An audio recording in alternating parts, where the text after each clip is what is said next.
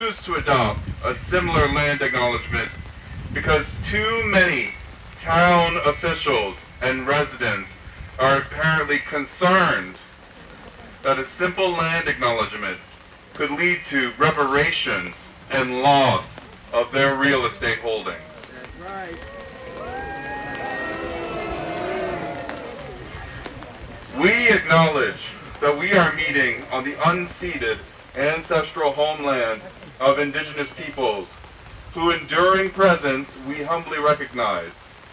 We honor the Wampanoag people as the original stewards and the Herring Pond Wampanoag as the surviving tribe indigenous to these lands. In our commitment to lifelong learning, we acknowledge historical injustices to the native people of this land and vow to educate ourselves, our community, and our students on the first peoples and the hardships they endured. We offer this as a small but essential step towards building a culture of truth and accountability. Now I'm going to call up our first speaker, Keisha James, from the Wampanoag tribe of Garrett-Aquina, the co-lead of United American Indians in New England. Can you bring the stands up closer to us? The gospel?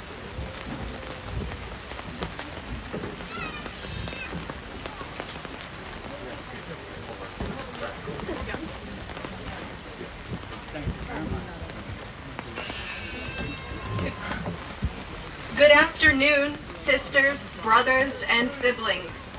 Once again on so-called Thanksgiving, United American Indians of New England and our supporters are gathered on this hill to observe a national day of mourning for the indigenous people murdered by settler colonialism and imperialism worldwide. Today marks the 55th time we have gathered here to mourn our ancestors, tear down settler mythologies, and speak truth to power. National Day of Mourning came into existence in 1970 when my grandfather, an Aquina Wampanoag man named Wamsutta Frank James, was invited by the Commonwealth of Massachusetts to speak at a banquet celebrating the 350th anniversary of the arrival of the Pilgrims. The organizers of the banquet no doubt imagined that Wamsutta would sing the praises of the American settler colonial project and thank the Pilgrims for bringing civilization to these shores. However, the speech that Wamsutta wrote, which was based on historical fact rather than the sham version of history perpetuated in the Thanksgiving myth, was a far cry from complimentary. In his speech, Wamsutta not only named atrocities committed by the Pilgrims, but also reflected upon the fate of the Wampanoag at the hands of the settler invaders. Wamsutta's speech contained a powerful message of Native American pride. "Our spirit refuses to die," wrote Wamsutta. "Yesterday we walked the woodland paths and sandy trails. Today we must walk the macadam highways and roads. We are uniting. We stand tall and proud, and before too many moons pass, we'll right the wrongs we have allowed to happen to us." When state officials saw an advance copy of Wamsutta's speech, they refused to allow him to deliver it, saying that the speech was too inflammatory. They told him he could speak only if he were willing to offer false praise of the Pilgrims. The organizers even offered to write a speech for him, one which would better fit with their settler narrative. But Wamsutta refused to have words put into his mouth.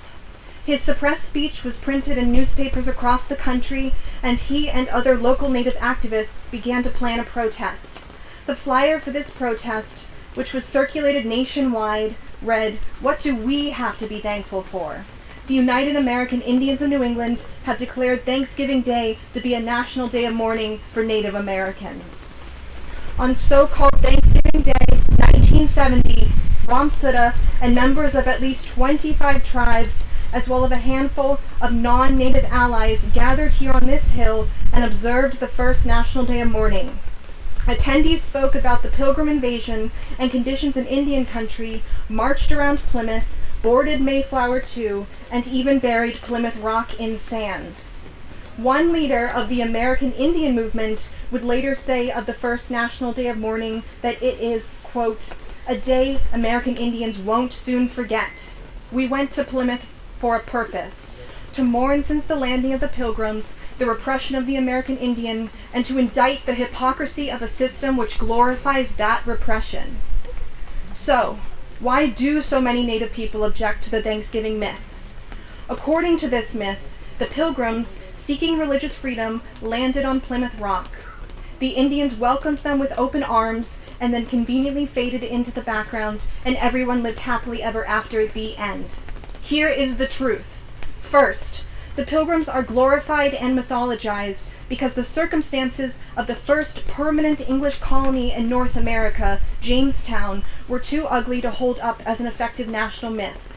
Pilgrims and Indians are a much more marketable story than settler cannibalism. Second, the Pilgrims came here as part of a commercial venture. They didn't need religious freedom, they already had that back in the Netherlands.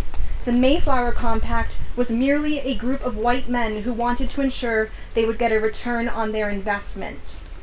Third, when the Pilgrims arrived, on outer Cape Cod by the way, not on the pebble down the hill, one of the first things they did was rob Wampanoag graves at Corn Hill and steal as much of their winter provisions of corn and beans as they were able to carry.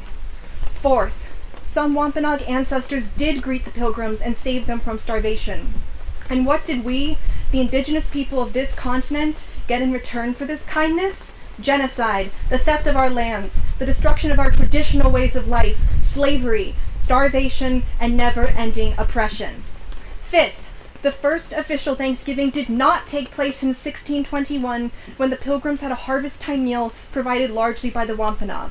Instead, the first Thanksgiving was declared in 1637 by Governor Winthrop of the Massachusetts Bay Colony to celebrate the massacre of over 700 Pequot men, women, and children on the banks of the Mystic River in Connecticut. Subsequent slaughters of indigenous people would be celebrated by a day of Thanksgiving, and yet we are labeled as savages in the history books. So why does any of this matter? After all, 1620 was a long time ago, and the Pilgrim forefathers have been rotting in their graves for centuries. It is simple. The past influences the present. In her book, Lose Your Mother, A Journey Along the Atlantic Slave Route, Sadia V. Hartman wrote, quote, I, too, live in the time of slavery, by which I mean I am living in the future created by it. So, too, are we living in the time of the Pilgrims. Because the settler project created by the Pilgrims did not end with the Pilgrims. The evils that the Pilgrims brought to these shores, racism, slavery, the class system, jails, homophobia, transphobia, misogyny, these evils continue to affect the peoples of Turtle Island and beyond. For, as Plymouth loves to remind us, this is America's hometown. The United States was born here, and its myriad crimes therefore rest on the shoulders of the Pilgrim forefathers. And indeed, all settler projects worldwide, past and present, are indebted to the Pilgrims. These settler colonial projects have terrorized indigenous peoples for centuries. From the colonial period to the 21st century, this has entailed torture, massacres, family separations, systemic military occupations, and the forced removals of indigenous peoples from their ancestral homelands. Let us not forget that this country was founded on the ideology of white supremacy, the widespread practice of African slavery, and a policy of genocide and land theft. Let us not forget that under the pipelines, skyscrapers, mines, and the oil rigs lie the interred bones, sacred objects, and villages of our native ancestors. Let us not forget that this is a country that continues to glorify murderers such as Christopher Columbus, that worships slave-owning presidents such as Washington and Jefferson, and even carves their faces into the sacred Black Hills of the Lakota. And until this country, this settler colonial project, and all settler colonial projects are dismantled, We will continue to live in the time of the Pilgrims. So the Pilgrims are not ancient history, and we cannot allow their crimes to be sanitized and forgotten. And that is why, year after year, we have gathered on this hill to tear down the Thanksgiving mythology. When people perpetuate the Thanksgiving mythology, they are not only erasing the Pilgrims' legacy of settler colonialism and genocide, but also celebrating it. But Native people did not simply fade into the background, as the Thanksgiving myth said. We have survived and flourished. We have persevered. The very fact that you are here is proof that we did not vanish. Our very presence frees this land from the lies of the history books and the myth makers. We will remember and honor all of our ancestors in the struggle who went before us. We will speak truth to power, as we had been doing since the first National Day of Mourning in 1970. The first National Day of Mourning in 1970 was a powerful demonstration of Native unity, and it has continued for all these years as a powerful demonstration of the unity of all people who speak truth to power. Many of the conditions that prevailed in Indian country in 1970 still prevail today. In 1970, our average life expectancy was just 44 years. Today, we continue to have the lowest life expectancy of any group in the U.S., and the death rate for Native women has increased 20% over the past 15 years. In 1970, our suicide and infant mortality rates were the highest in the country. This has not changed. All of us are struggling under the oppression of a capitalist system which forces people to make a bitter choice between heating and eating. And we will continue to gather on this hill until we are free from this oppressive system, until corporations and the U.S. military stop polluting the earth, until we dismantle the brutal apparatus of mass incarceration. We will not stop until the oppression of our LGBTQ and two-spirit siblings is a thing of the past, until unhoused people have homes, until there are no more murdered and missing Indigenous women and other relatives, until human beings are no longer deported or locked in cages at the U.S. border, despite the fact that no one is illegal on stolen land. Until no person goes hungry or is left to die because they have little or no access to quality health care, until insulin is free, until union busting is a thing of the past. We will not stop until the U.S. ends its colonial occupations of Puerto Rico and the sovereign kingdom of Hawaii. Until the U.S. stops its warmongering worldwide. Until the U.S. ends its interventions in Haiti and repays the billions it stole from the Haitian people. Until the U.S. pays reparations to Black Americans. Until land back for Native nations. Until free Palestine. Until then, the struggle will continue. In the spirit of Crazy Horse, in the spirit of Metacom, in the spirit of Geronimo, above all, to all people who fight and struggle for real justice, we are not vanishing, we are not conquered, we are as strong as ever.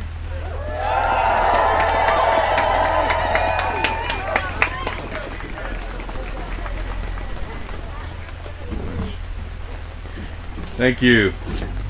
Okay, so just a few welcome remarks before we continue with the program.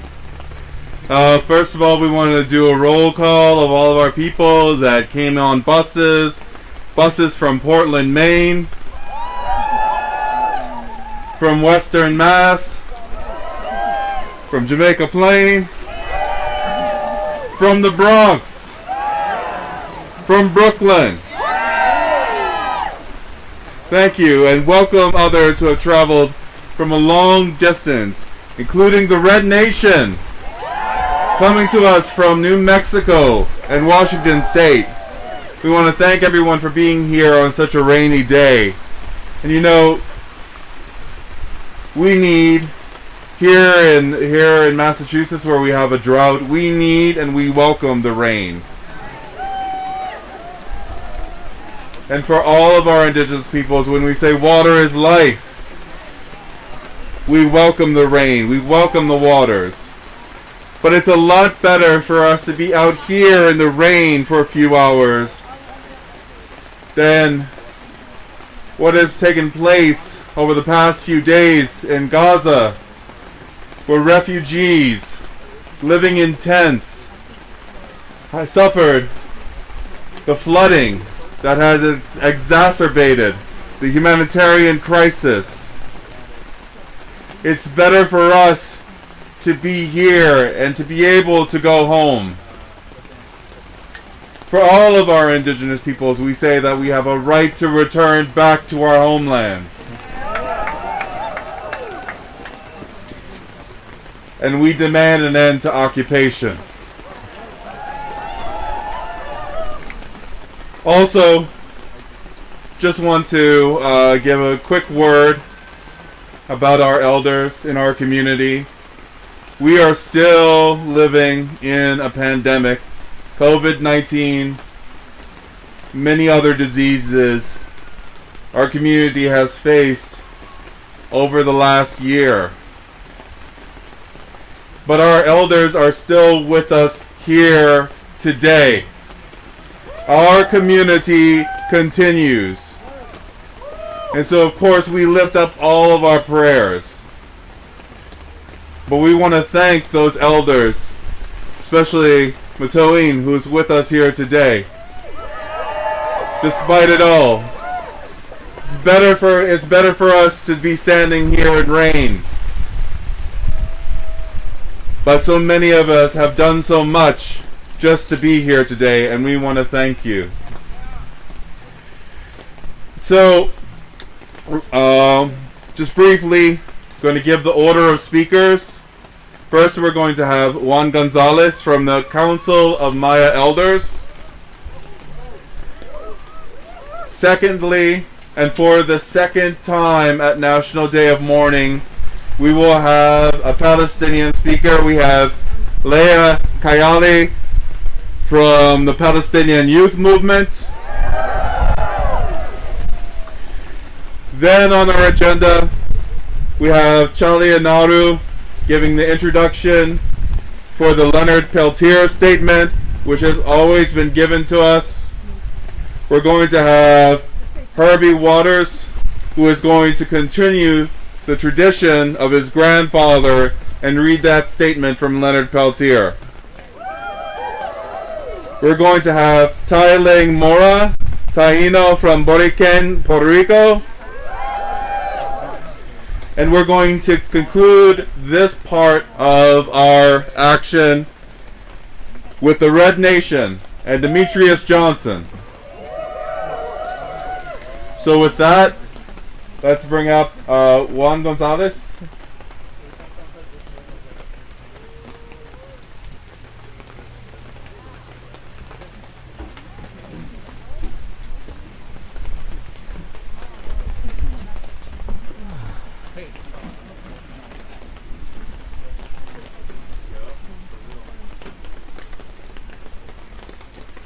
Reading the live stream?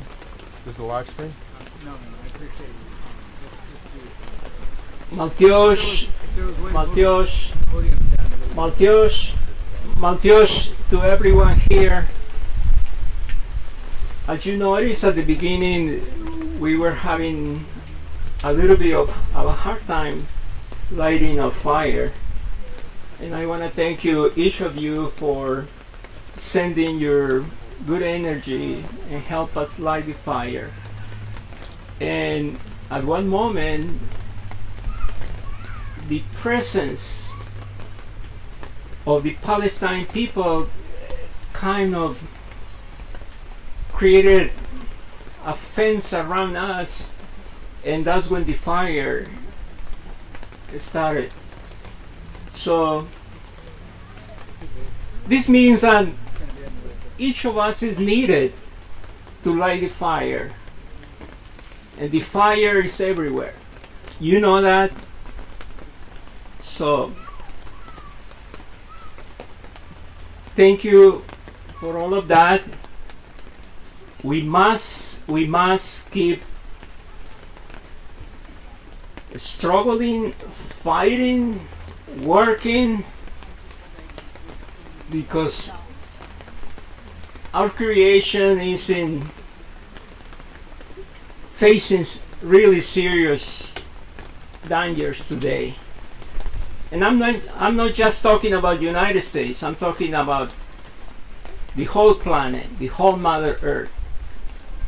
So if there is something that we take in our heart and in our minds today, is that to keep working together, fighting together, struggling together, but doesn't necessarily mean destruction, you know. We have too many examples of destruction all over. You know, the revolution in Cuba, the fall of apartheid, the revolution in Nicaragua, and look today now. Look, really open your eyes. It's just too many orphans, too many widows, too much blood. Why? Because the guys that have the power, doesn't matter if you call it left or right, you know, at the end of the day, they do the same, you know, oppress the people, oppress the people. So please open your eyes, and it's time to start destroying and changing those dreams of, you know, the revolution. The revolution is the solution. It's not. I know firsthand, you know, losing relatives, friends, family, it is a pain that never goes away. So let's take that with us today in our hearts and our minds. Let's keep working together, and there are many, many, many ways to do it. So again, thank you for coming. Thank you for being here, and thank you for the blessings of the sacred water that we need very much, because you know what? The water is the blood in our bodies, and we need that blood. So to end this moment, and I want to thank the New England, American Indians of New England for sharing this space. Masosoy vive, la lucha sigue. Masosoy vive, la lucha sigue. Red Cloud vive, la lucha sigue. Jerónimo vive, la lucha sigue. Crazy Horse vive, la lucha sigue. Sitting Bull vive, la lucha sigue. Cuauhtémoc vive, la lucha sigue. Zapata vive, la lucha sigue. Zapata vive, la lucha sigue. The Palestinians vive, la lucha sigue. Malteo Shahao.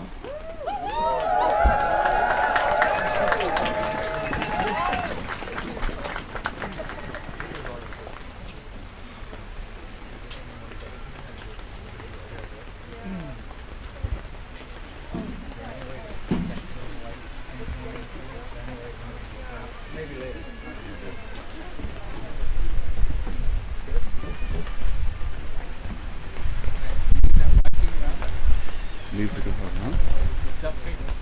Okay. I don't think we did. Okay. If you could just. Do you mind holding the mic for 2 seconds?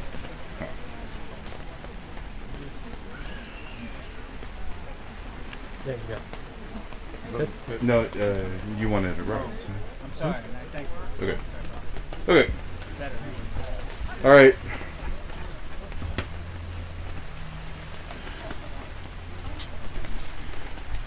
So again, this, well, first, we also want to just remind folks, we do have ASL interpreters, so we want to make sure we watch the way that we speak, so that we can be as accessible as possible. Thank you to our ASL interpreters.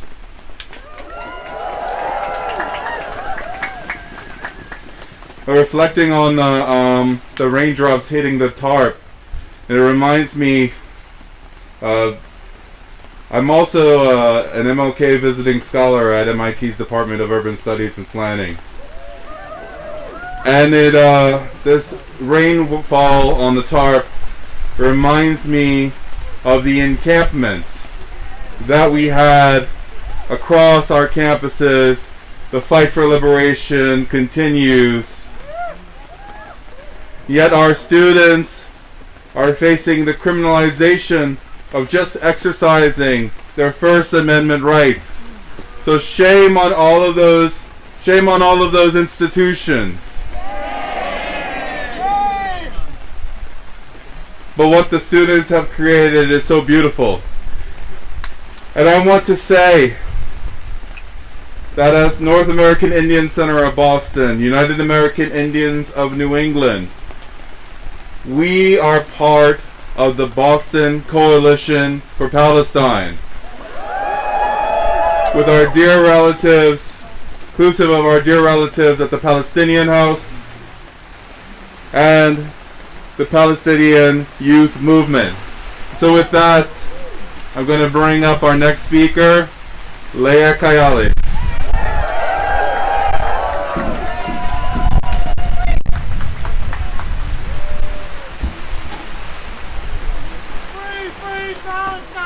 Free, free Palestine! Free, free Palestine! Free, free Palestine! The rain is really welcoming us today, isn't it?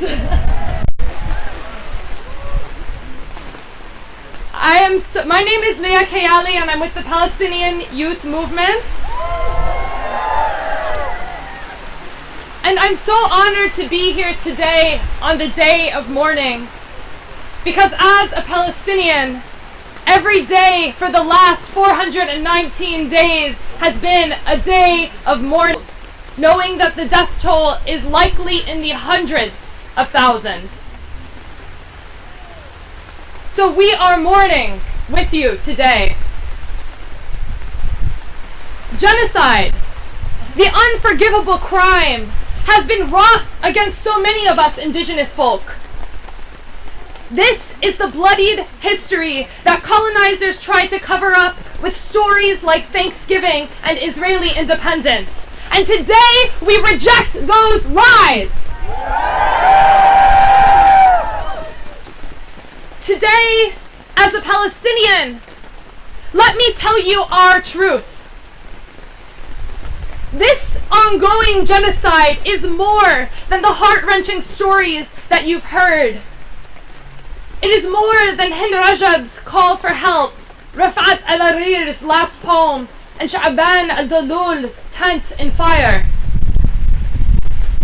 Genocide is the theft of all that is familiar. It is the grotesque and unnatural contortion of what we once called life. 20 kilograms of human remains in a plastic shopping bag. Bucking hamstrings of prisoners meant to stand naked for days on end without food. An ambulance shredded and left in the street like a meatball of entrails, mechanical. The low hum of drones swarming like autonomous hornets in your eardrums. Genocide is manufactured. It is the machinery of colonialism that makes a mockery of natural life. Zionism has produced an unrelenting mourning that will settle into our DNA for generations. But in this gathering, I am reminded it need not be that way. We deserve so much more than this capitalist Armageddon.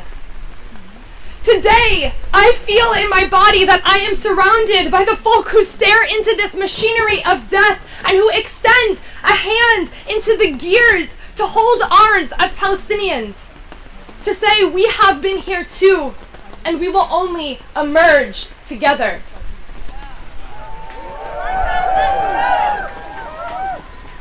My father always reminds me that we Palestinians can never make the mistake of thinking that we are the only peoples to endure and resist this mechanism of colonial oppression.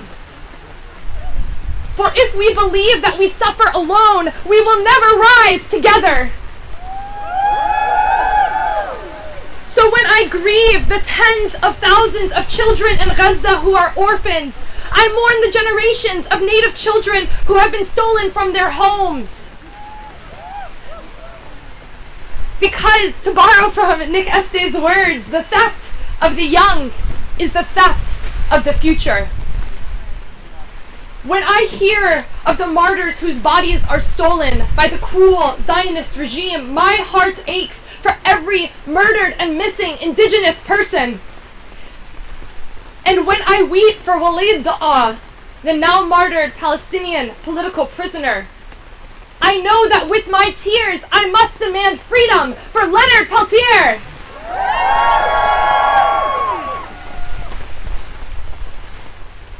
To be indigenous is to be held a space in the front lines of the fight for liberation. It is the space that is ours if we promise to commit to it, to study our history. Our Palestinian struggle against colonialism is a century old. We resisted first the British with the Great Peasant Revolt, the popular strikes and guerrilla attacks. Then we resisted the Zionists, expanding the mass character of our struggle and the tactics for over 76 years after. We Palestinians have tried all manner and forms of resistance, all legitimate and glorious genres of intifada, endeavors to shake off the shackles of colonialism. This is a resistance that is alive and well today. It is a resistance that tears down walls. It is a resistance that stops Merkava tanks in its tracks. It is a resistance that forces the occupier to retreat. Our diasporic Palestinian resistance is the focused work of targeting war profiteers like the shipping and logistics company Maersk that our organization is targeting. And just this month, we exposed their treachery and got Spain to reject 3 ships carrying military cargo for Israel. Our movement is creating chaos for one of the most profitable corporations in the world, and that is a crisis we will only escalate through our organizing. The youth in the Palestinian diaspora are stepping in to our legacy as indigenous resistors. It is a legacy that spans not only that century of Palestinian resistance, but the half millennia of indigenous resistance. And if ever I waver in my confidence of our path, I remember that we inherit the legacies of Lakota warriors, of Taino resistors, of Wampanoag champions.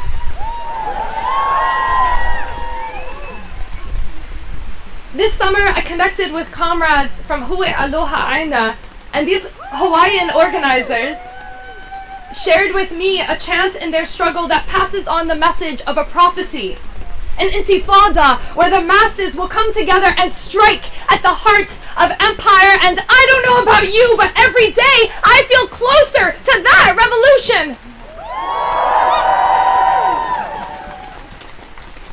Our indigeneity is a promise. It is an untouchable bond with our land. Zionists have demolished my family's home. They have stolen my cousins. They have appropriated our culture, but they cannot steal my relationship with my land. They cannot take away the texture of my hair under the Mediterranean sea breeze. They cannot rob the taste of olive oil from my lips. They cannot appropriate the way my grandmother makes sage tea to cure all evils. The indigenous freedom struggle is a long, middling road, but it has one destination: home. And as we traverse this long, middling road, we must choose every day to refuse despair. Because as Indigenous people, we, all of us, we know two things. First, that our indigeneity is our sacred and eternal inheritance of our relation with our lands. And second, that colonialism is the obstacle in our path to that prophecy. And so, my relatives here today, that leaves us with no choice but to end colonialism. This is not the decolonization of academic polemics, nor is it the decolonization of an NGO's mission statement, nor is it the decolonization of white people's veneer land acknowledgements. This is the decolonization of the Fedayeen, of the Zapatistas, of the American Indian movement. This is the decolonization that is threatening world order. Our decolonization is a global people's resistance that will not stop until the sunrise of freedom warms every inch of this earth from the long night of repression.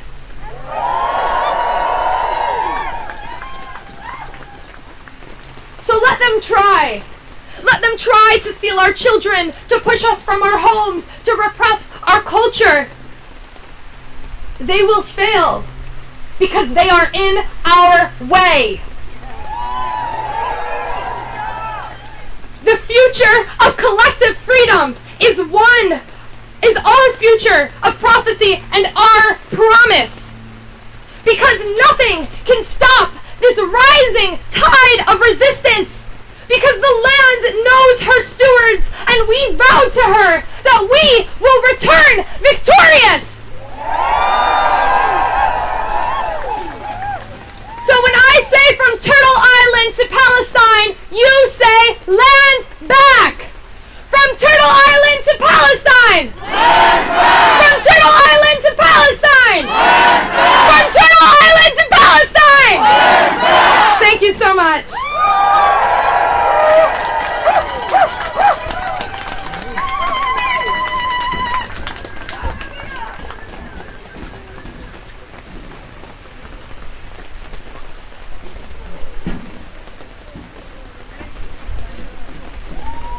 Okay. So we're going to have our section on Leonard Peltier in just a minute. But whilst I want to call you to the stage, you had a quick couple of words about the Boston Coalition for Palestine. Also, Tailing Mora, if you're here, if you could just check into the blue tent that is behind me. So we're going to hear from Fawaz, and then Charlie, Nauru, and Herbie, just stand by.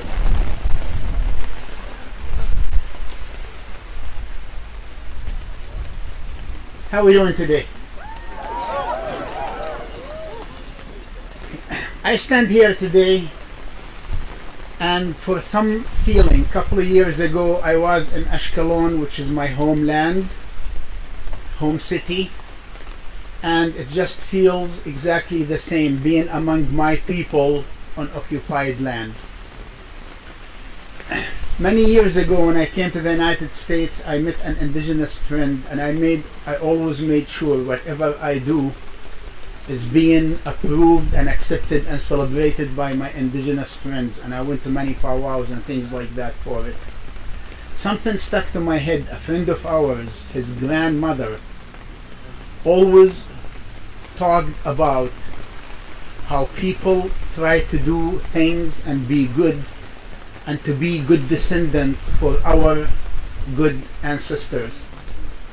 And whenever we say something, she looked at us and she said, it is more important to be a good ancestor. So I'm going to make this fast and clear. No matter how good of a descendant you are today and always, please strive to become the good ancestor for generations to come. in solidarity for a free world, starting with a free Palestine. Thank you.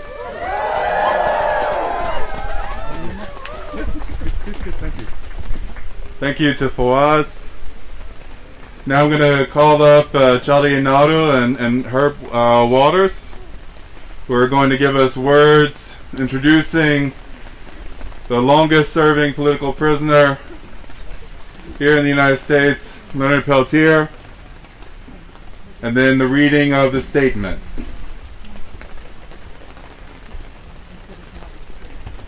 Hahom Janlu. Daigwe di ituno kena dia ono diri Chalinaru Borikeng Taino Daka, United Confederation of Taino People, member of the Guainia Taino tribe. Taino Daka, Kowai Daka, Kowai Daka, Kowai Daka. Good day, my brothers and sisters. My name is Chalinaru Done Saino Borikeng Taino. Borikeng, as you know it, colonized Puerto Rico. We like to still call it Borikeng. I am the Massachusetts Liaison Officer to the United Confederation of Taino People and a member of the Guainia Taino tribe, and I am so happy to be here once again to address this Leonard Peltier. Now I also want to say Nito Kakuhu, because we're all out here in the rain and this rain is cleansing. Nito Kakuhu, water is life. Water is life. Mini Wichoni. Nito Kakuhu, however you say it, water is life.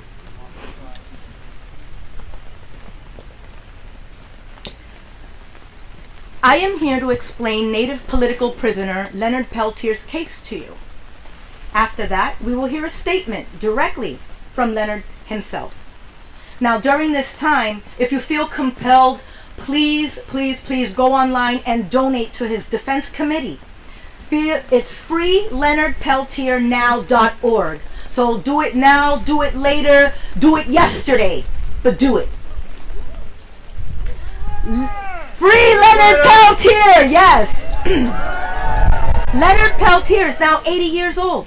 For nearly 5 decades, indigenous activists, organizers, and allies have rallied behind the fight to free Leonard Peltier.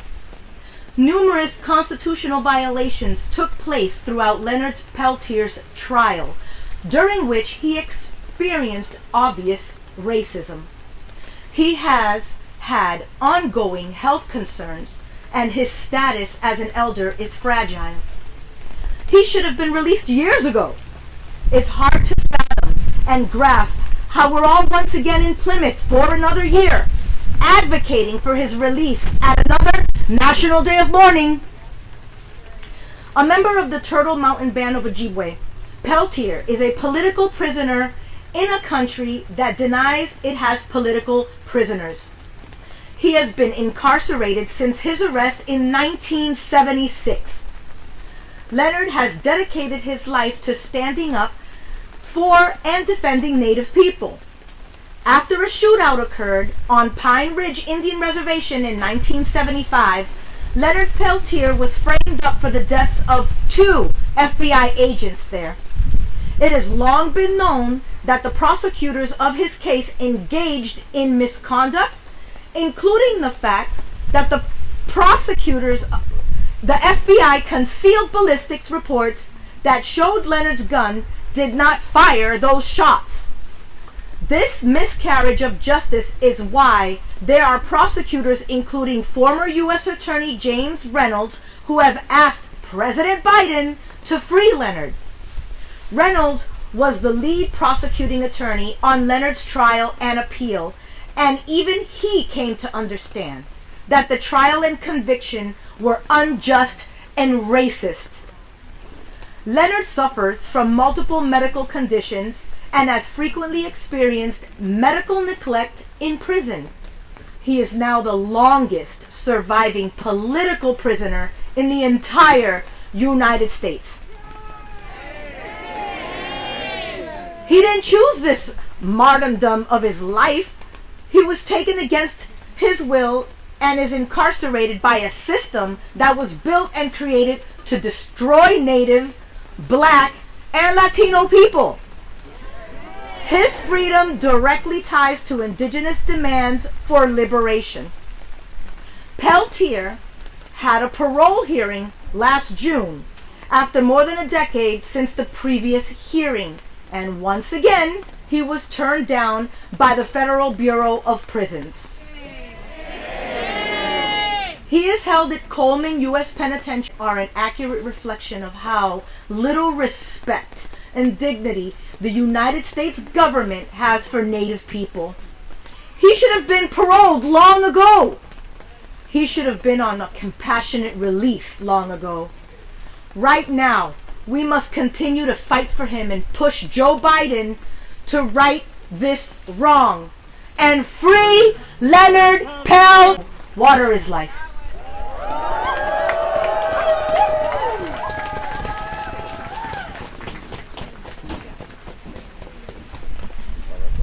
Alright, for those who do not know, before 3 years ago, it was my grandfather, Dr. Herbert Waters Jr., who gave the statement that was sent to the Native Americans in New England by Leonard Peltier from prison.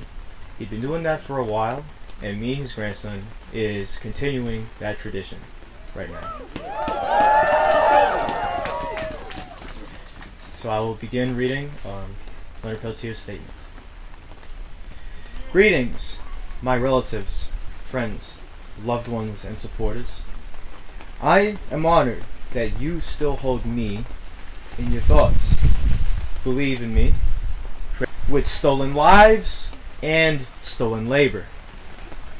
The King and Queen of Spain fell in love with our children and tried to end the slavery of American Indians. The colonizers used every loophole they could find. They did not want to give up the stolen labor of our people. They moved on to the stolen lives of our black brothers and sisters torn from their homelands.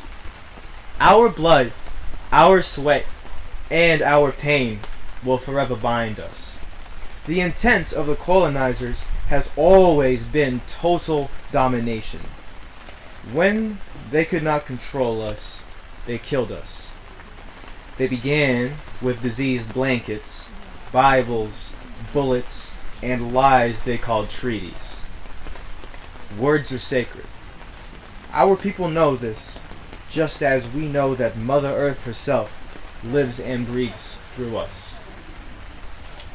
The words of the colonizers mean nothing, and their sacred pieces of paper mean less. Their 1868 Fort Laramie Treaty promised us an end to their wars against us and gave us the womb of Mother Earth, the Black Hills. They took our sacred land, and the genocidal fervor of the imperialists continues to this day. Their tactics have changed, but they want to see us annihilated as a people and steal what remains of our traditional land. Sitting Bull said, "Possessions are a disease with these people. They take, they ravish Mother Earth. It will never be enough because they are hollow. They have an insatiable thirst for possessions and vengeance. I ask myself why they hate us so. Perhaps they know we do not need possessions. Our spirit cannot be broken because we all are one. We are born of Mother Earth, woven with love, dignity, and a freedom they cannot comprehend. Though they have entombed me in concrete and steel, I am a free man. They rounded up our people and put us in concentration camps they call reservations. We remain a free people. The true shackles are those caging the souls of those who oppress us. Perhaps they know. Their pitiful attempts to crush us turn back on them and take their humanity. With every attempted conquest, they lose more of their spirit. Those who seek to oppress believe they are winning something. I ask them to open their eyes and look hard at what they think they have won. We will endure. They cannot take the sacred fire we carry. Do not let them take our children. They started with boarding schools. Now it is the insanity they call government. They want to govern us out of existence. Give your children tradition, education, artwork, something to turn to besides the disease of drugs and alcohol that infects our reservations. Prayer is action, my friends. Tell your children who we are with every word you speak and every move you make. We are the first people. Mother Earth births us, fires the blood that runs through our veins, and then takes us back into her womb. They can never take that from us. I've been warning for 5 decades now of the threat we face from the oppressors. Fascism has spread through those who have taken power and is staining the earth blood red. What I stated in 1982 stands true. The forces of liberation must and shall come together to fight as a united front in unity of the 4 colors. I am proud of my heritage. I take pride in our people. Even when they believe they have stripped us of everything, we know the ground beneath us is ours to stand on, holding the blood and bones of our ancestors. We are rich in tradition in a way the settlers cannot perceive. Perhaps they know. Perhaps they hate us because we exist within the forces of nature. They have no dominion over the wind. We must not alienate those who stand on the right side of history. We all bleed red. We must stand together in solidarity to defeat the forces that would see all of us in shackles. And I am still in prison. Again, I send my love and blood as a prisoner of war within the belly of the beast to those who continue the struggle. In the spirit of Crazy Horse, Daksha, Leonard Peltier.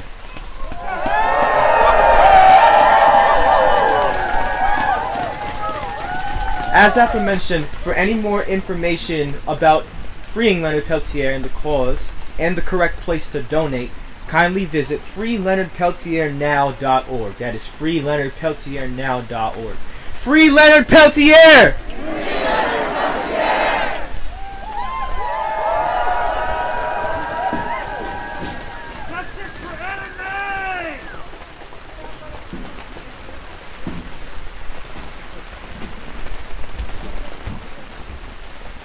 Great. I'm going to do one more call for Tailing Mora, please. If you can, just come check in with us at the blue tent behind the stage here. Next up, these folks in the Albuquerque-based Red Nation. They said the environment out there is pretty dry, and so coming out here and being in the rain is actually quite a dream for them. So if I can, Red Nation with Demetrius Johnson.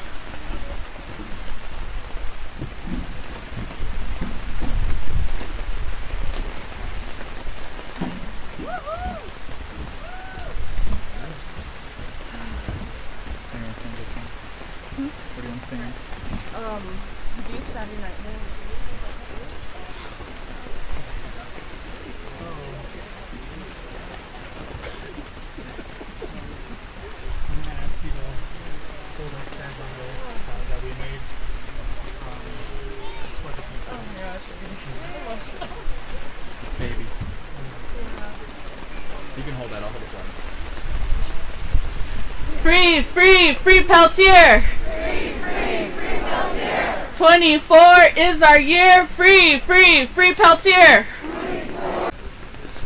Also, I apologize if I start to get emotional up here. To be standing up here when I know so many of my heroes have spoken up here, it's such an honor. Yate Shidane do Shike Demetrius Johnson Dashijane Twitchini Nishle Ado Sitna Jini Bashichin Sanjikina Edashache Ado Twitchini Edashanele Twisana Denasha Ado Akot Ego Dene Nishle. Hello everyone, that was me introducing myself in Dene. I'm Twitachitni, Bitterwater, born for Black Streak Wood people. And I've been a member of the Red Nation for 10 years now. I want to thank my comrades in the Red Nation for making me sound cooler than I am, because we all collaboratively wrote this speech. Greetings, my relatives. We are honored to be back here representing the Red Nation on the 55th year of the National Day of Mourning. The Red Nation has had the honor of speaking on this platform before in 2017 and 2022. Thank you for inviting us back. The Red Nation is an Indigenous liberation organization, and this year is our 10-year anniversary. Our name is derived from a Lakota term, Oyate Luta, which means people who are made from the red clay of the earth, a red nation. Red also signifies our leftist political orientation. Red is a powerful color that represents courage and spiritual strength. Oyate Luta also represents unity. It doesn't imply people in the plural sense of many individuals. It implies people as in one people, one nation. My Lakota relative and comrade here, Levi, explained to us too. For Lakotas, red is the color of the north. North brings the cold, harsh winds of the winter season. These winds are cleansing. They cause the leaves to fall and the earth to rest under a blanket of snow. If someone has the ability to face these winds, like the buffalo with its head into the storm, they have learned patience and endurance. Generally, this direction stands for hardships and discomfort. Therefore, north represents the trials people must endure and the cleansing they must undergo. In the early days, we rose to combat border town violence and the sinister ways it manifests on our lands. Border towns are settlements that encompass our reservations, where indigenous people routinely face discrimination from settler and settler-owned businesses, sleep unsheltered on stolen land, and have to fight for our right to simply exist. In 2014, our beloved relatives Allison Gorman and Key Thompson, also known as Cowboy and Rabbit, were brutally murdered by settlers while they slept. The only rationale that we can use to understand this senseless violence is the same rationale that has been used by settler colonies to justify their countless crimes against our people. An ideology which persists throughout this crumbling empire, that merely existing as an indigenous person within settler-occupied territory is deemed a crime worthy of death. We rejected this racist ideology back then. We took the streets to demand justice. We called on our relatives. We spoke out, and from that point on, our mission has sought to center justice and dignity for all indigenous people of this earth. We are indigenous feminists, internationalists, revolutionary socialists, and anti-imperialists. That is why we are here at this 55th National Day of Mourning, because those who were there in 1970 laid the liberatory groundwork for people like us, like you and your children, to show up to demand, witness, and speak truth. In the last year, we have seen how the settler colonial states manifest themselves. We have seen how mainstream media is used by the settler states to justify, perpetuate, then make invisible, yet again, a genocide in Palestine without consequence. We have seen how the truth is suppressed and how journalists are slaughtered by the dozens. Even they realize that the truth is our greatest weapon. Our power lies in our words. That is why this day is so important. The National Day of Mourning embodies an indigenous counter-narrative that dissolves settler lies. Today, like tongues, like sharpened like iron, we will cut open colonialism and expose its rotten core. On November 4th, 2023, the Red Nation traveled to Washington, D.C. for the first National March for Palestine, and it is here that we proclaimed, "We know the entire history and future of Palestine because we have lived it. We endure the settler colonial project that calls itself the United States. We survived the elimination and removal of our ancestors. We are in our 5th century of resistance, and we know that Palestine's future is a certain future because we are still here. Wampanoag people are still here, and it is here that we shall still remain. In these dark times of great suffering, where it is difficult to keep despair at bay, we remind our relatives that colonialism is falling, crumbling under the weight of its own conceit. The fort is breached, and the wagons are burning. The end of colonialism nears because the end of a colonialism is inevitable. The United States wages endless wars to maintain its position as a supreme settler colony of the world. Ours is the oldest struggle against U.S. colonialism. Now is the chance to redeem your humanity, settlers of our stolen lands, by standing with the indigenous people of the world. The end of U.S. imperialism is the only solution for us, for Palestine, and for the world. The humble people of the earth have spoken. There is no place for colonialism on Mother Earth. For the earth to live, colonialism must die. A free Palestine frees us all to build a future of peace and equality. Today, we join our Palestinian relatives in a righteous struggle to author a new society. To our relatives in Gaza, we say, "K'eh beh nehdzith," which means, together we are strong. May our message carry far across the sea. Gaza, Gaza, you will see. Palestine will truly be free.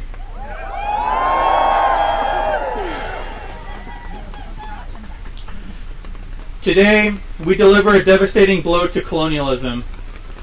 As indigenous people of Turtle Island, we proclaim that decolonization and land back are the only forms of justice for the crimes of settler colonialism. Today, as we stand together in solidarity, we affirm that the fight for indigenous liberation is far from over. It is our collective responsibility to resist erasure, to amplify indigenous voices, and to ensure that the future generations inherit a world where dignity, sovereignty, and justice are realities, not dreams. We leave here not just with grief, but with determination. As indigenous peoples, we know that our ancestors survived centuries of violence so that we could be here today. Their strength lives in us, and their fight continues through us.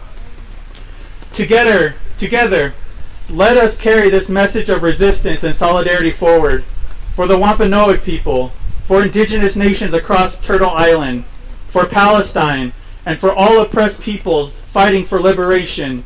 We will never give up, and we will never back down until liberation for all. Ahyehet.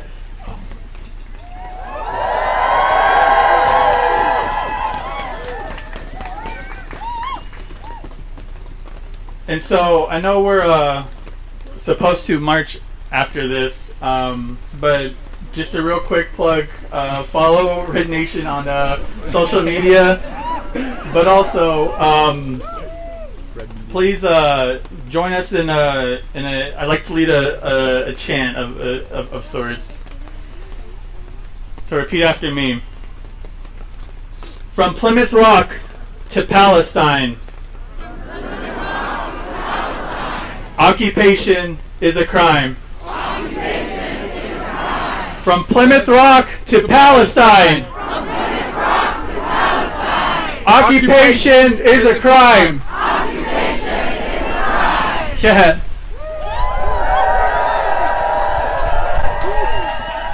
Hey, town by town. City by city. Town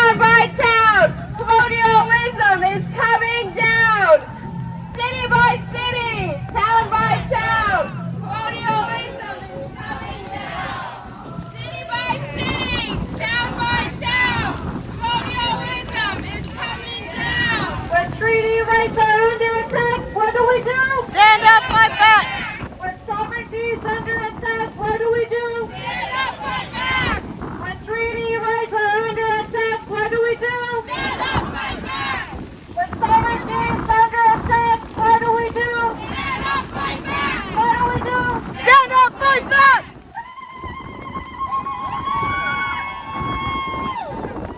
City by city, town by town. Colonialism is coming down! City by city, town by town. Colonialism is coming down. City by city, town by town. Colonialism is coming down.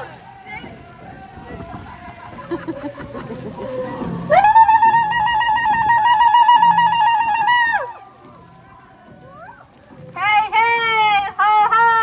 Columbus Day has got to go. Hey, ho, ho. Columbus Day has got to go. Hey, hey, ho, ho. Columbus Day has got to go! Hey, hey, ho, ho. Columbus Day has got to go. Hey, hey! Ho, ho. Columbus Day has got to go. Hey, hey. Ho, ho. Columbus Day has got to go. Hey, hey. Ho, ho. Columbus Day has got to go. Watch out to the right side here!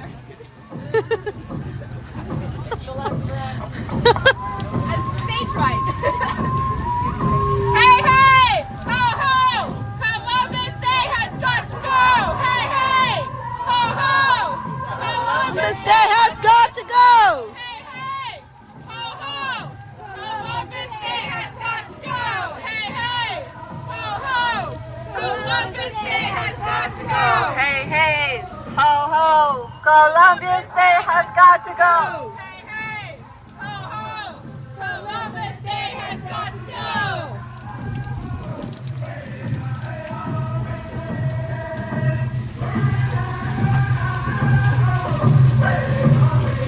City by city! Town by town! Colonialism is coming down! City by city! Town by town! Colonialism is coming down! City by city! Town by town! Colonialism is coming down!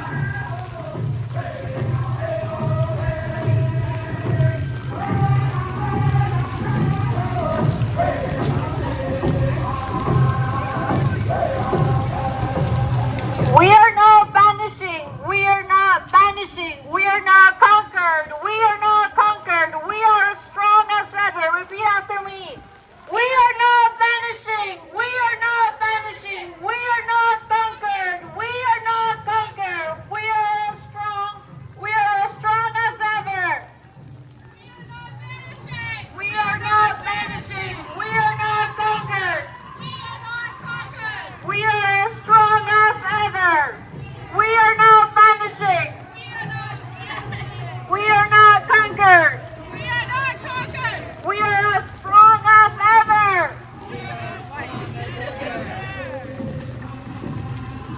No, no justice. No peace! No justice. No peace! No justice. No peace! If we don't get it. Shut it down. If we don't get it. Shut it down. If we don't get it. Shut it down. Shut it down! Shut it down! Shut it down! No justice! No peace! No justice! No peace! If we don't get it! Shut it down! If we don't get it! Shut it down! If we don't get it! Shut it down! Shut it down! Shut it down! Shut it down! Shut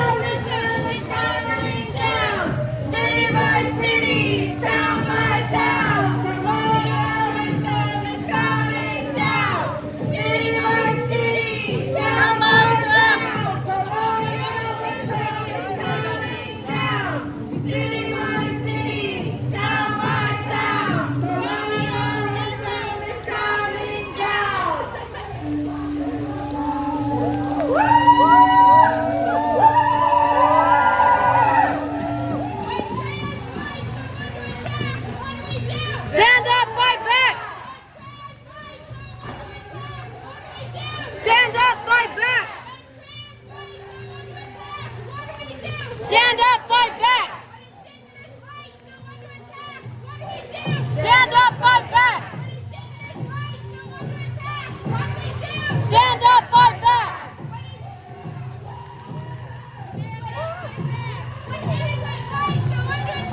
What do we do? Stand up, fight back! What do we do? Stand up, fight back! What do we do? Stand up, fight back.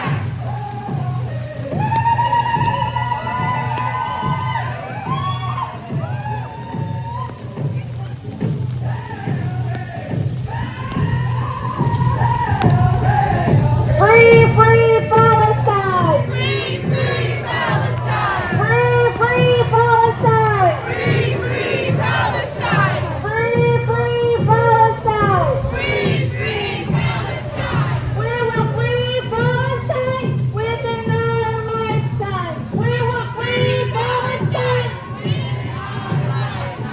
We will free Palestine. We will free Palestine. Free, free Palestine! Free, free Palestine! Free, free Palestine! Free, free Palestine! Free, free Palestine! Lovely Palestine.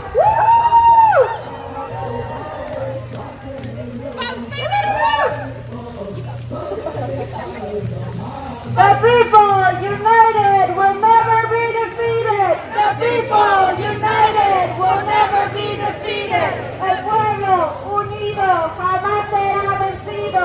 El pueblo unido jamás será vencido. The people united will never be defeated. The people united will never be defeated. El pueblo unido jamás será vencido. El pueblo unido jamás será vencido.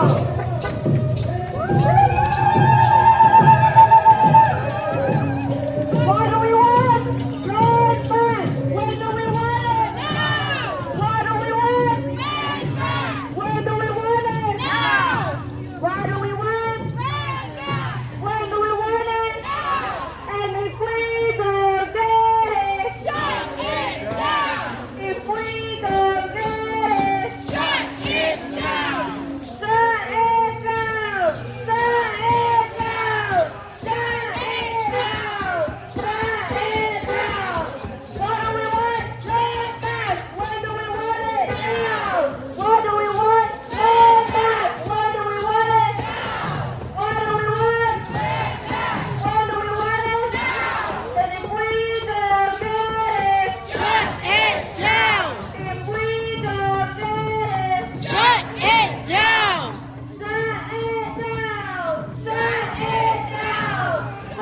it down! Shut it down! Shut it down! Shut it down! Shut it down! Shut it down! Shut it down!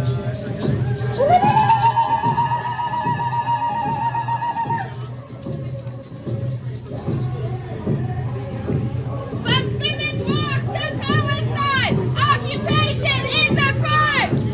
From Plymouth Rock to Palestine, occupation is a crime!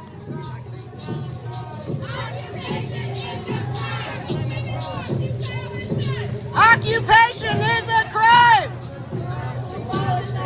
Occupation is a crime. From Plymouth Rock to Palestine. Occupation is a crime. From Plymouth Rock to Palestine. Occupation is a crime!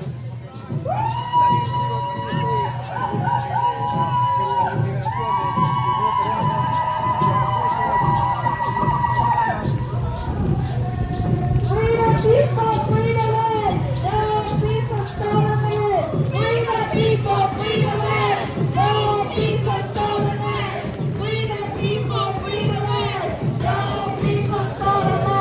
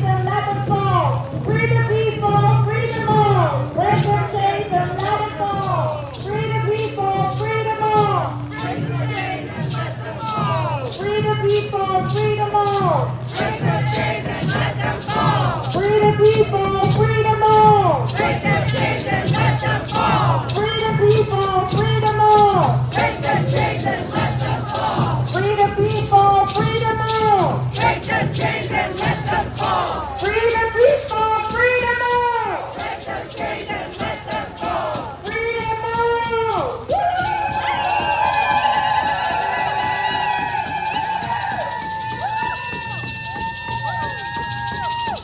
We want justice, you say how? Stop bombing Gaza now! We want justice, you say how? Stop bombing Gaza now! We want justice, you say how?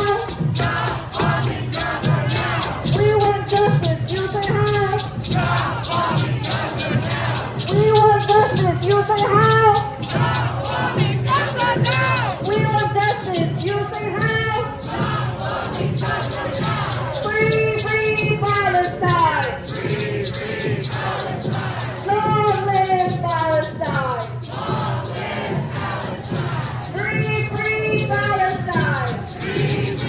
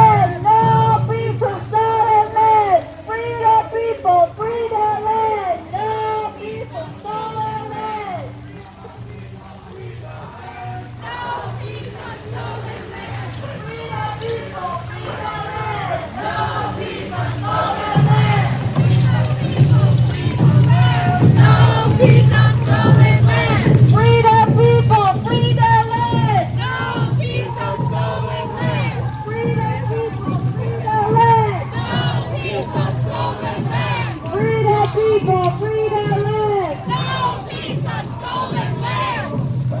Free the people, free them all. Break the chains and let them go. Free the people, free them all. Break the chains and let them fall. Free the people, free them all. Break the chains and let them fall. Free the people, free them all. Break the chains and let them fall. Free the people, free them all. Break the chains and let them fall. Free the people, free them all. Break the chains and let them fall. Free the people, free them all.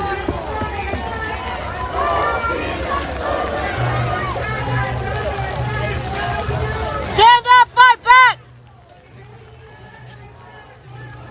Stand up, fight back! Stand up, fight back!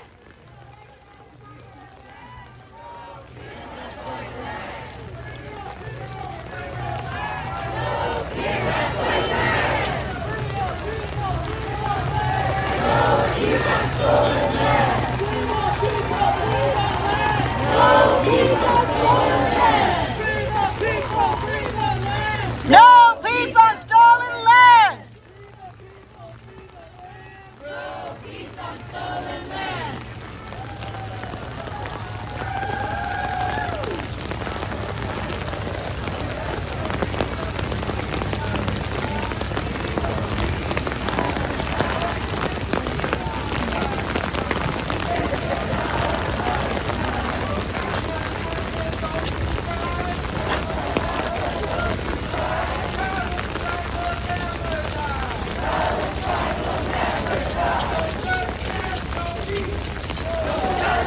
No peace! No peace! No peace!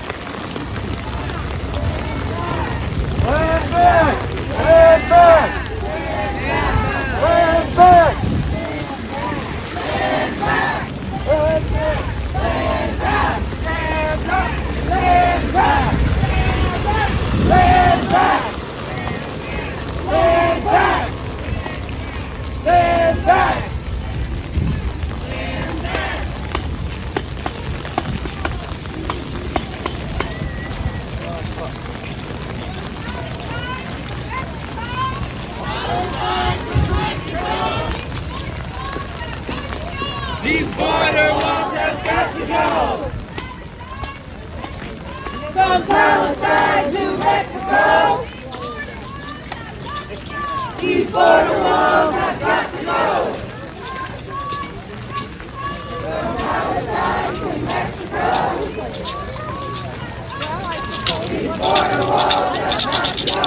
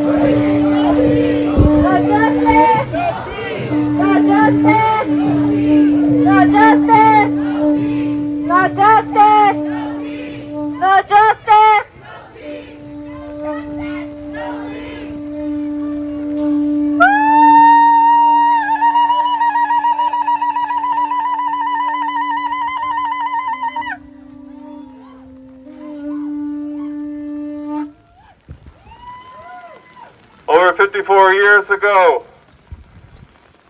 on the first National Day of Mourning, this so-called Plymouth Rock was stolen not once but twice. This rock, it isn't even where the Pilgrims landed. And yet look at how much the lie is protected. They built a mausoleum. We say bury this rock, bury colonialism.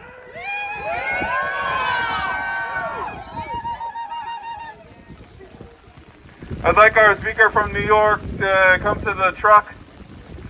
While we're waiting on that, we have a statement here from our comrade Sandy Grande.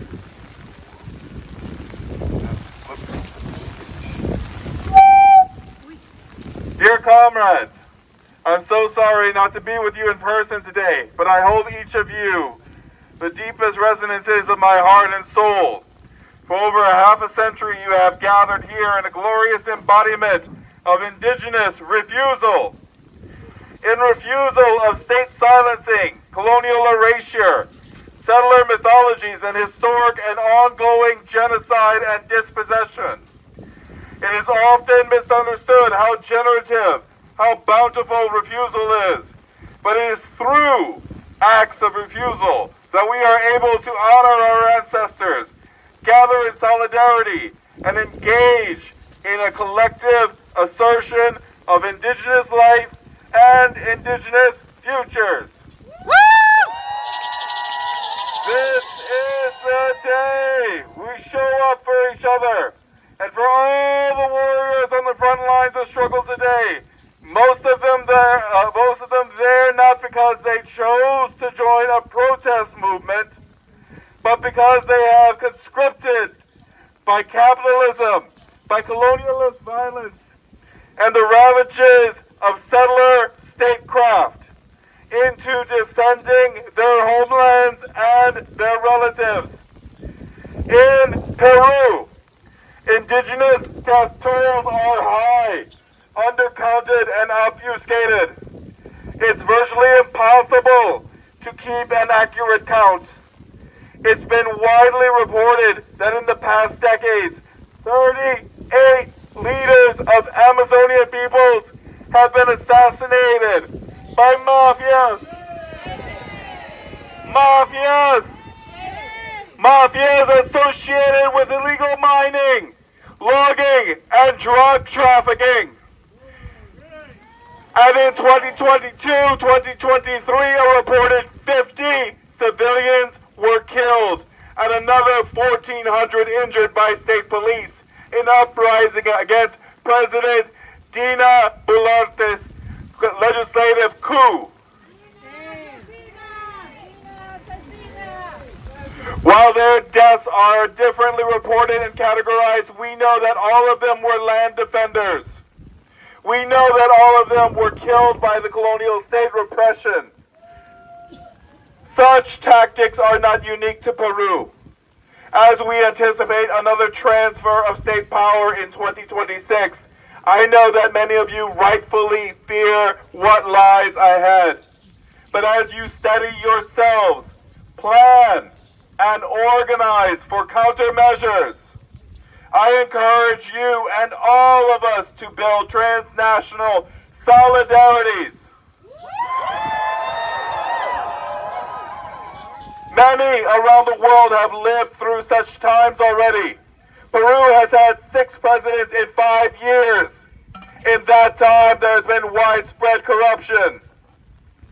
Governance by fiat.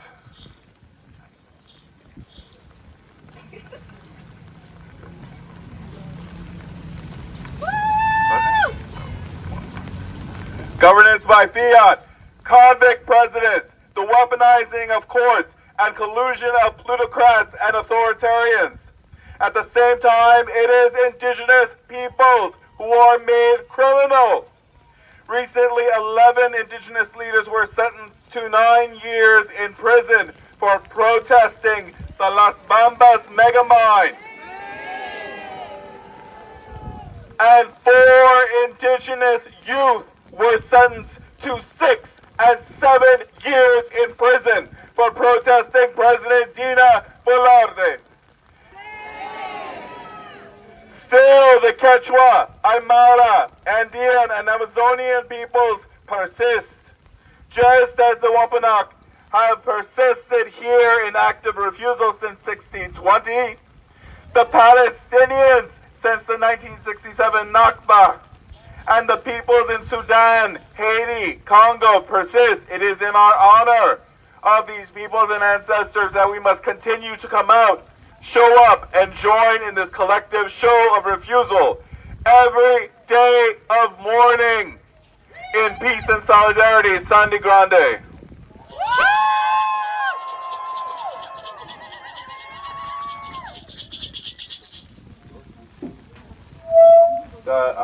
The speaker from New York. We have Teddy Mora.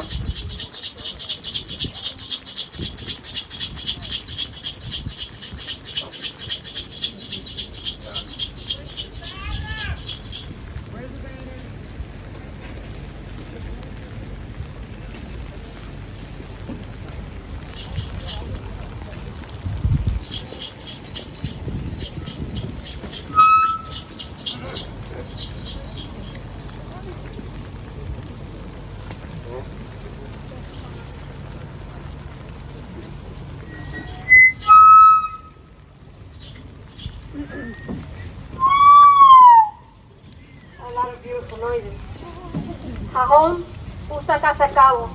My name is Sally Moya Perez. I'm here from New York, but my motherland is Boriquén.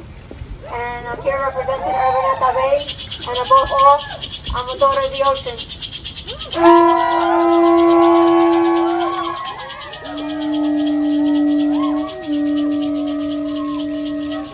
Maserefun also to my Afro-Indigenous people here today.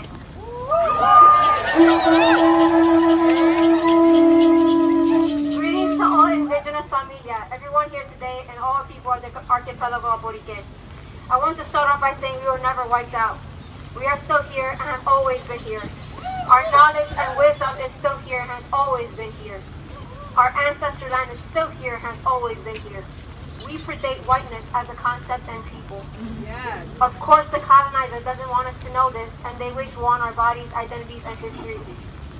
Borique, also colonially known as Puerto Rico, is a rich archipelago in the Caribbean. It is home to over 3 million Puerto Ricans and Boricuas. And if you know your history, you know that there are differences in those concepts. Our land was colonized by several savage European nations. Of them, the Spanish ultimately ended up conquering our lands and people with their diseases, rape, guns, and forced labor. Those of our ancestors that survived live through us today as we continue their rich legacy, culture, resistance, and rage. Sacred, feminine rage. Today, we are still surviving the legacy of Spanish colonization and the present-day colonial abuse by the oppressive regime we refer to as the United States. This fascist regime appointed a fiscal control oversight board in 2017 to make decisions over our people and lands. This board oversees our dehumanization by leaving our people without basic human resources in the name of a debt that's not ours. We have been left with a collapsed educational, medical, agricultural, and housing system. Our Miguenza family is still waiting for a hospital. Today, as I speak, our corals are bleaching by the masses as our waters become hotter and more acidic. The fish are left each year in our ocean. Our sacred ecosystems are destroyed for coastlines and urban development projects, so that colonizers could have a nice view of the very ocean they poison.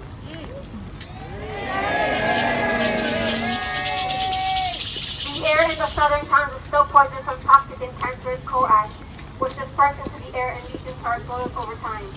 Our people's ability to grow our own food on our lands is restricted by laws and colonial federal agencies that claim to help while also control the seed and access. Our people cannot access their shorelines as rich-built, illegal gated communities on our protected shorelines. Schools are closed or left in hazardous conditions as children are expected to attend and learn whitewash history in them. As an environmental scientist, I'd like to say that we have already surpassed the term climate change. This is a climate catastrophe. It is political. The world feels it. Huracán Maria was just the beginning. This is a direct result of colonization. To say otherwise is to ignore our history and existence as people that have always seen the importance of coexisting with our Mother Earth and respecting her. Time is not on our side. While I do believe in peace, I believe we must preserve it for ourselves internally and move beyond it externally. Our Mother Earth and her awakened children have a common enemy: capitalism, patriarchy, and white supremacy. And I'd like to dedicate this to the Trump supporter in the back that decided to be a clown today.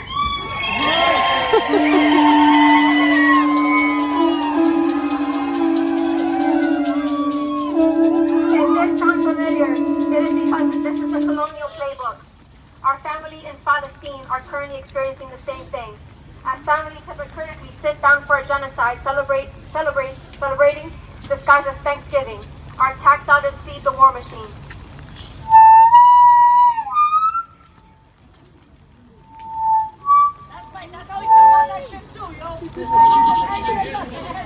Palestinian children continue to die in the name of whiteness and conquest. Sacred water is poisoned for war as if the enemy will eventually get thirsty too for something other than blood. Sacred trees and land are destroyed as if the enemy will eventually be hungry for something other than a false sense of identity. And by enemy, I mean the apartheid regime of Is Not Real, funded by the United States of Israel. In Sudan, women and children's bodies are violated in the name of war as if those men don't come from mothers too. In the Democratic Republic of Congo, land is destroyed as children are forced to mine for resources and strip ancestral lands of their natural resources. This is the work of our common enemy, ya hora de guerra. As Arawak people, as Tainos, as Afro-Indigenous peoples, we have always understood the cultivation of community and alliances. While we strive for peace, when we are not met with it, we do what needs to be done. Following the legacy of our ancestors, Agüeywana II, commonly known as Cuevana, it is time for us to drown the colonizer that thinks of himself as too grandiose and untouchable. First, we must kill the colonizer within us, then kill the system that colonizes us.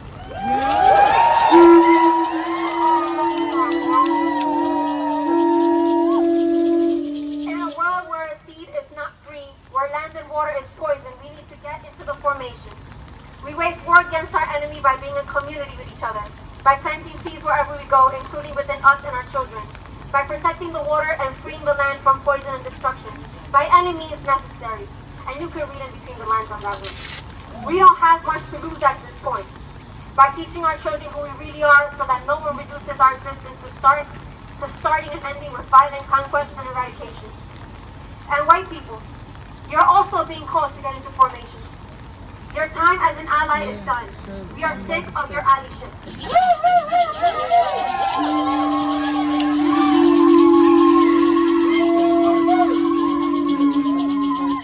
We need you to wake up every day and betray your race at all costs.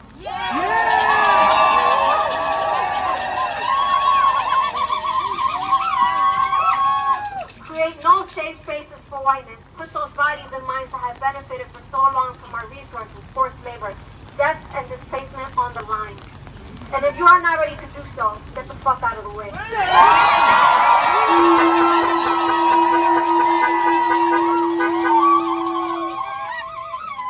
Before I finish my speech, I do want to share a brief word from a comrade in Boriken, Zapahrat. I will have to translate this from Spanish to English on the fly, so bear with me. My acknowledgements and respects to the people of Waterfront that have taken care of these lands and have sustained it, and to everyone present today. So we want to think about a future that includes us and the importance of the evolution of healing and balance of the earth. We need to take care of the natural resources and the sacred things that Mother Earth has given us. In Boriken, that also includes handing over the ancestral sites and artifacts over to the original stewards. Which includes the diverse Yucayecas and tribes that live and practice the red path, the sacred red path, and the earth, that honor the earth. La Pahrat is a learner for 3 years, and she is a guardian of fire in the tribe Yuke in Ayuya. Ayuya is a very beautiful and sacred place in Boriken. It's a mountainous town, and it is sacred to the indigenous people there, to us. We must also honor the remains of our ancestors that lay in the land, and we must take care of it and our sacred spaces. I want to end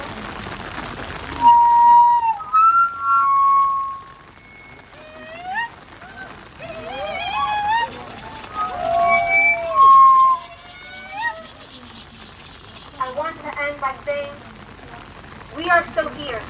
We are building, teaching, healing, and existing despite it all. Somos más y no tenemos miedo. We are more and we are not afraid. Long live the resistance.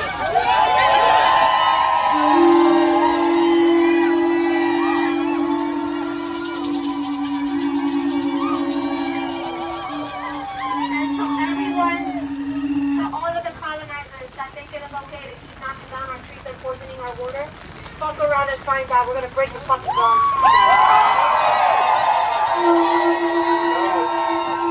Thank you. We're gonna have one more statement, and then we're going to continue on to Post Office Square.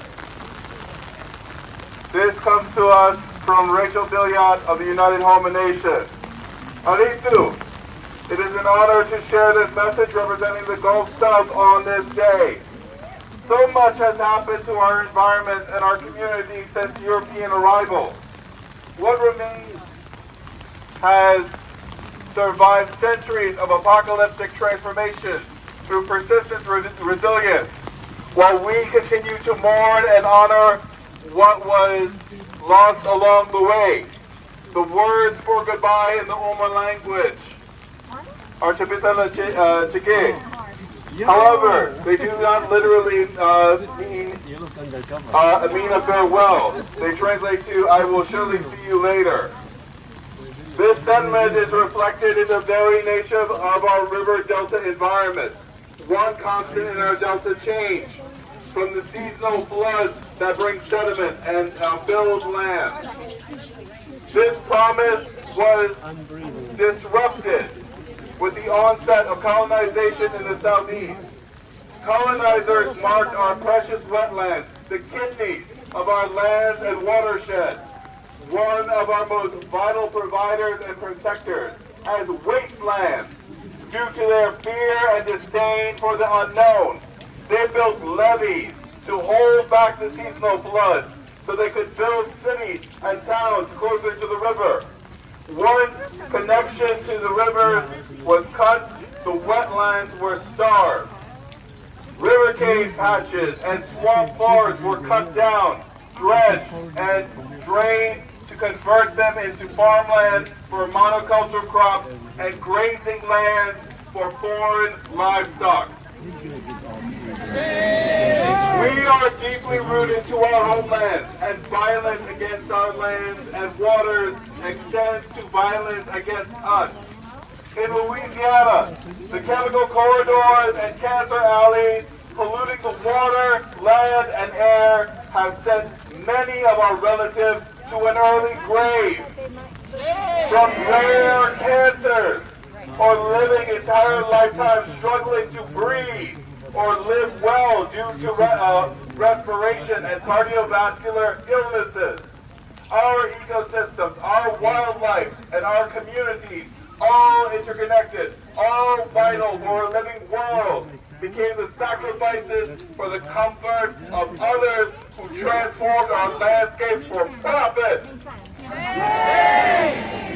Living coastlines became ghosts that could no longer protect us, and still, the ghosts of these places must carry us forward in our resolve for renewed change and hope for the future. For the saplings that tried to fill the spots of giants, for the new growth reappearing on skeleton oaks long thought dead, for the legacy mounds that mark the landscape of our past, for the river determined to keep our promise to restore the land. What we have lost greets us again in the forms of seeds and memories that they have left behind, encouraging us to remember how the world once was and how to revive those connections once more. As we mourn the lives and relatives and environments lost to us, we also hold on to the resilience that has allowed us to continue our duties to the lands, waters, and each other. Yaskoke. Thank you. Thank you to Raquel and the United Home Nations for this beautiful message. We will now continue to Post Office Square, where we will have the reading of the plaque. I believe we have some words from North American Indian Center of Boston. And then we'll have our closing prayer before dispersal. Let's continue to Post Office Square. Indigenous people to the front behind the banner.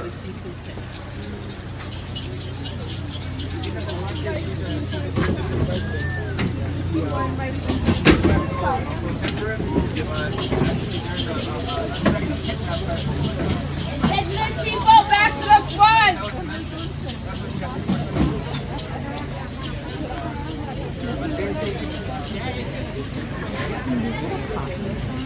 Yeah.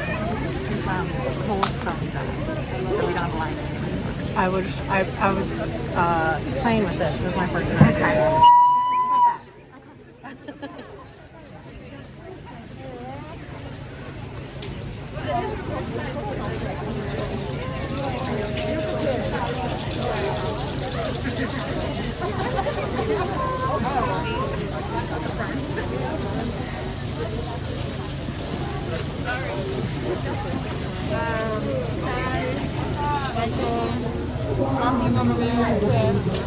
Oh, yeah, that's where he is. Okay.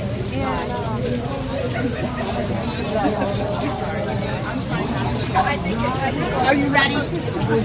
Ready to run? Yeah.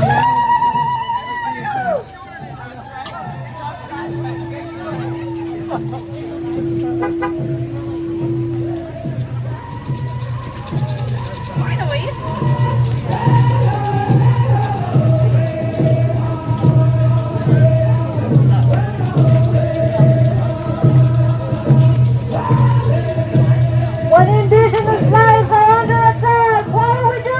Stand up, fight back!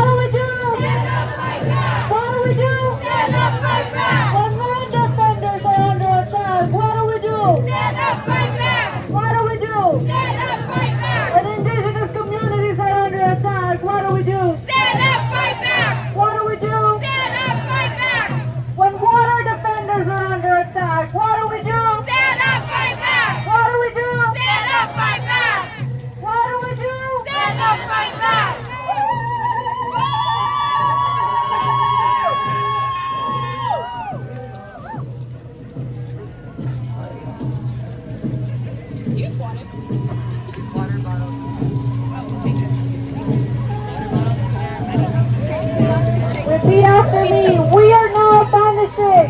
We are not vanishing. We are not conquered. We are not conquered. We are as strong as ever. We are as strong as ever. We're still here. We're still here.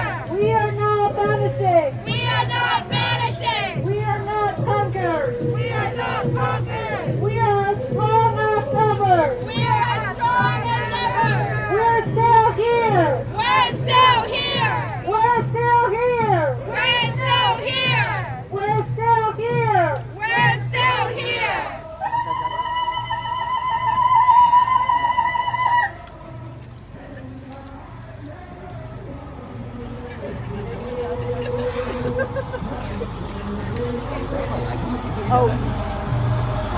Hey, hey, ho, ho, Columbus Day has got to go. Hey, hey, ho, ho, Columbus Day has got to go.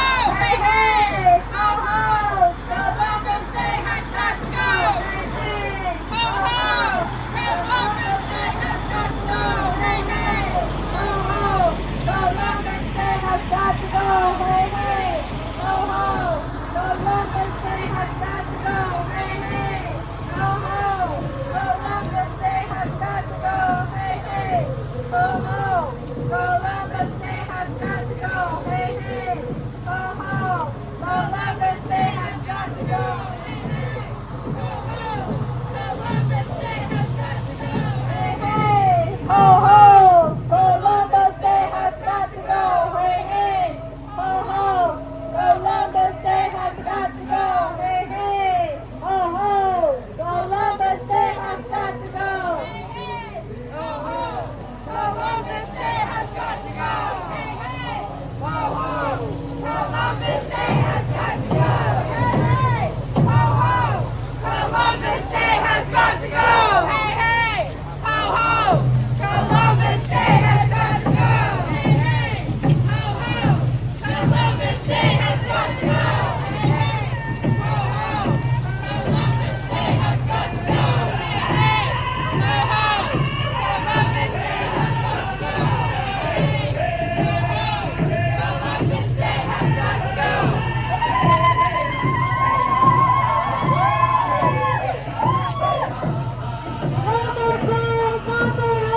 Keep your carbon in the soil. No more gold, no more oil. Keep your carbon in the soil. No more gold, no more oil. Keep your carbon in the soil.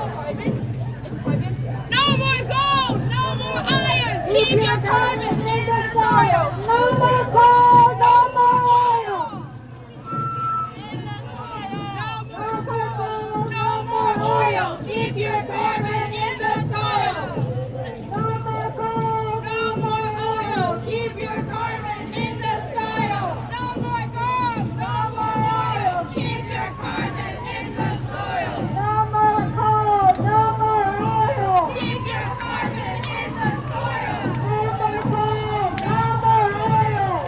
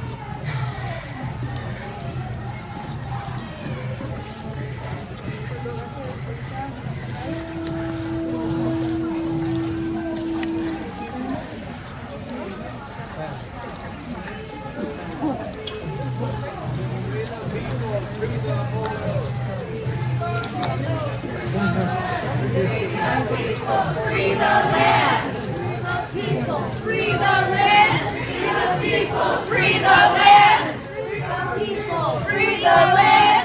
Free the people, free the land. Free the people, free the land. Free the people, free the land.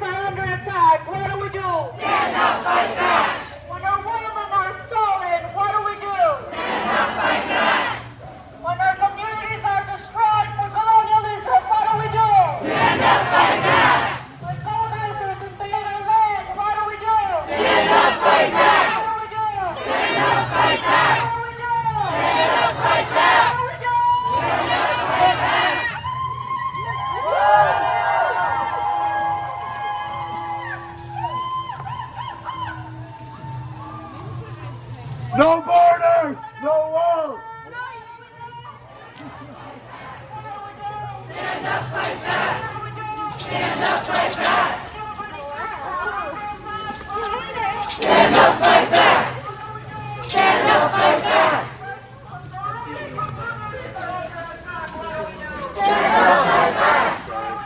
Stand up, fight back! Stand up, fight back! Stand up, fight back! Stand up, fight back! Stand up, fight back! Stand up, fight back! Stand up, fight back!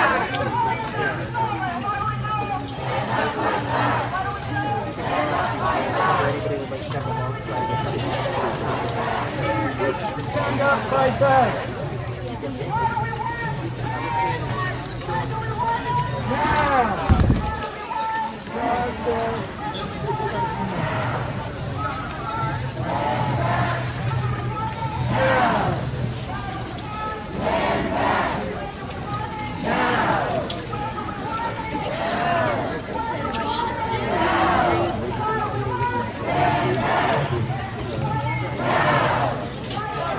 Stand back!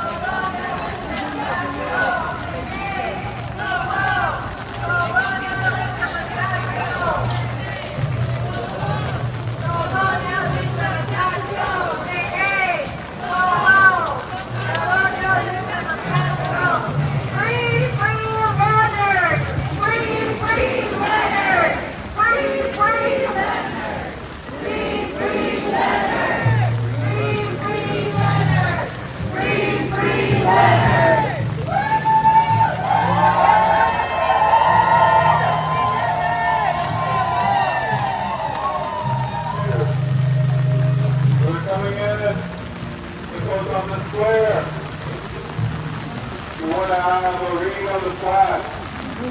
Here it goes on the floor to my right, right off the left. You're looking up this way. So flag here on the rock. So another comment. King Philip. After the Pilgrim's arrival, Native Americans in New England grew increasingly frustrated with the English settlers' abuse and treachery. Metacomet King Philip, a son of the Wampanoag station known as the Massasoit Unsemequin, called upon all Native peoples to unite to defend their homelands against encroachment. The resulting King Philip's War lasted from 1675 to 1676. Metacomet was murdered in Rhode Island in August 1676, and his body was mutilated. His head was impaled. Shame! Shame! Shame! And was displayed near this site for more than 20 years. Shame!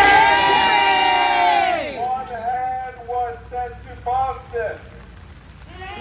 Shame! The other to England. Shame! Metacomet's wife and son, along with the families of many of the Native American combatants, were sold into slavery in the West. Give us back our bodies! By the English so-called victors. This is a plaque installed by the United American Indians in New England. So before we go to our closing prayer, I'm going to ask my civic engagement coordinator here, Raquel, David, to give a few words from North American Indian Center of Boston.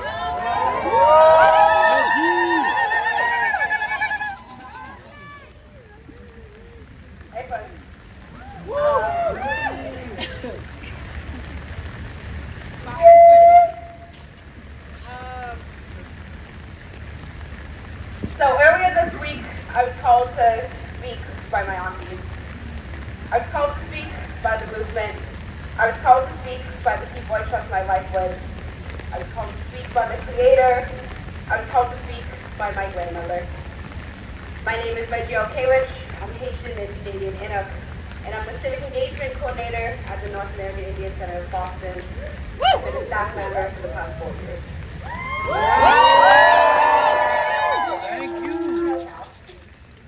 I've been debating how I want to start this time in front of you, this time memorializing our ancestors who stood here on this land before us.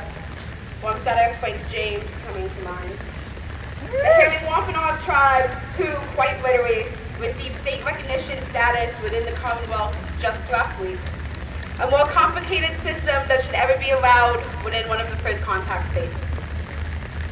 The Wampanoag tribe of Gay-Headed-Quina and Bastion Wampanoag who keep fighting for their land and water rights within the apex of white supremacy, reigning over the value of assets. Land they can't, they don't understand the true value of being sacred. The Nipmuc in Central Mass who continue to gain parcels of land, build out universities, who say they can understand it better than its own stewards from time immemorial.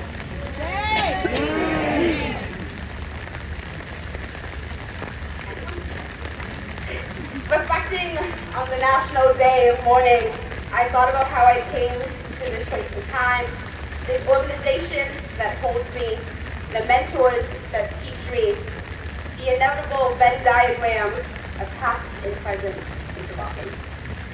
I thought about how the phrase heart work, said by my executive director, about how we continue this work through family issues, community load loss, and mental fatigue, came to be tattooed next to my heart. I thought about how NACOM was forced to be created, like other Indian centers across the country, by way of systematic land dispossession and forced removal, forced sterilization, the 60 scoop, forced assimilation in residential boarding schools, by the government that continue to value our labor but never our souls. Because even in the face of unending termination efforts, we resist and we persist. Shame. We have, since the settlers first came to these shores, and we will continue to do so. The North American Indian Center of Boston's building is over 100 years old, and whenever I sit in the gym space, the window is barely able to keep out leaks from raindrops that are unable to survive the drought that Boston finds itself in. In the golden hour of light shines my favorite shade of brown. I understand my why. I understand the why of our loved ones who do the work, who did the work, who will keep doing the work. It's in spite of and because we got removed from our home territories. It is in spite of and because of the doctrine of owning the land and owning our bodies. It is in spite of and because of the matriarchy that we indigenous people hold paramount. In spite of and because of our place of holding power and space within institutions who never thought we'd thrive in them. My mother's peoples are kayakers and my birth fathers are fishers. I was always told growing up that the sea holds us. The same power that ebbs through the rivers flows into our bones. I see that in the sea of people here.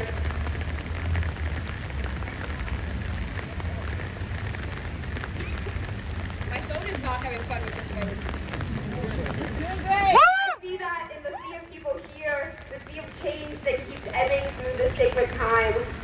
We stand in a place of change and confusion, and yet we as people of color, we as Black people, we as indigenous people understand that come what may, we'll be here to do the work of progress, the work of forward movement, even when it's rough.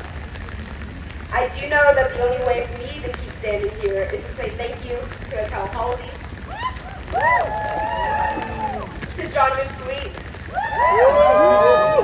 to Raquel Manuel, to Keisha James, to the elders who held space for the center to continue, to the work of my childhood being the work I sustain. We at UAN and NACOB continue to fight for the mere recognition of Indigenous Peoples' Day in the state, for Native American curriculum, and protection of our heritage sites and items, for our land and our water and our language and our cultures back.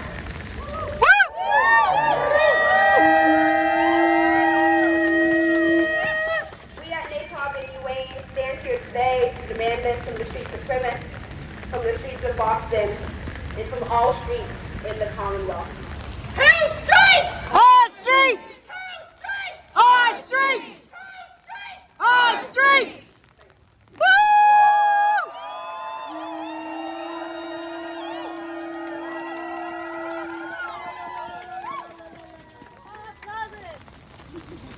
Okay, so before we conclude our action, we're going to call upon our fire keepers, our prayer holders. Please, if we can have the closing prayer.